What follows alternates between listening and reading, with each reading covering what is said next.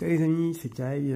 J'ai essayé d'intervenir sur un petit manga là, de cette année, pour le coup, qui est passé assez inaperçu et qui reste relativement sympathique à regarder, même si on est loin des classiques du genre. Je vais aborder le sujet de Shy aujourd'hui.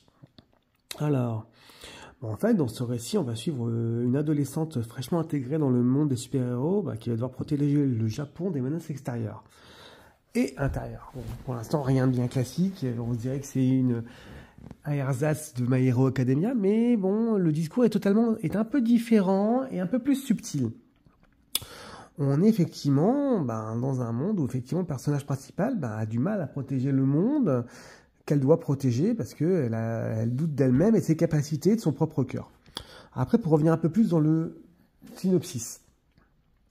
Au milieu du XXe siècle, la Terre ne connaît aucune guerre et se trouve protégée par les super-héros.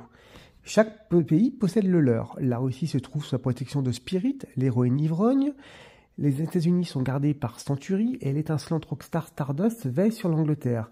Du côté du Japon, c'est la jeune Shy, surnommée la grande timide, du haut de ses 14 ans et à peine arrivée dans le métier, qui est l'héroïne officielle. D'accord ? Et elle a beaucoup de mal à avoir confiance en elle, en ses pouvoirs et à sa capacité à sauver le monde.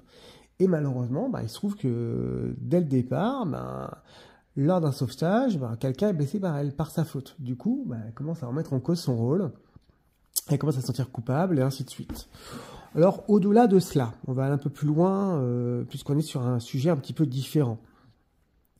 Comme je le disais, on va forcément faire un comparatif avec My Hero Academia.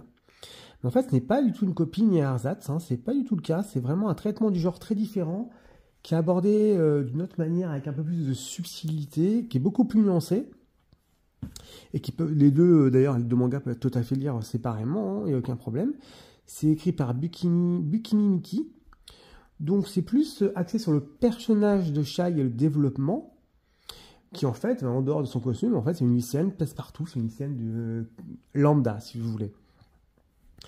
Le seul point commun qu'elle a avec elle, c'est qu'elle est très timide avec son héroïne. Bon, écoute, donc du coup, on part là-dessus. On est sur un manga assez humain, et à chaque fois, il y a vraiment un sujet d'humanité, d'espoir, qu'après la pluie vient le beau temps, qu'après chaque moment sombre, il y aura un petit peu de soleil qui viendra, et c'est qui nous délivrera. Bon, et du coup, le personnage est vraiment incarne bien cette volonté de penser, donc c'est un petit peu positif, même si c'est pas tout le temps glamour dans ce monde-là. Bon, elle va aider les autres en permanence. Après, au-delà de ça, en fait, c'est simplement qu'on a un personnage qui est très attachant. On n'a aucun souci à avoir un peu d'empathie pour ce personnage, et on a des traits de mangaka qui aident quand même pas mal. Bon, les coéquipiers vont également permettre un petit peu de le servir de modèle ou de lui donner des conseils. Il y a un peu de côté déjanté dans le manga.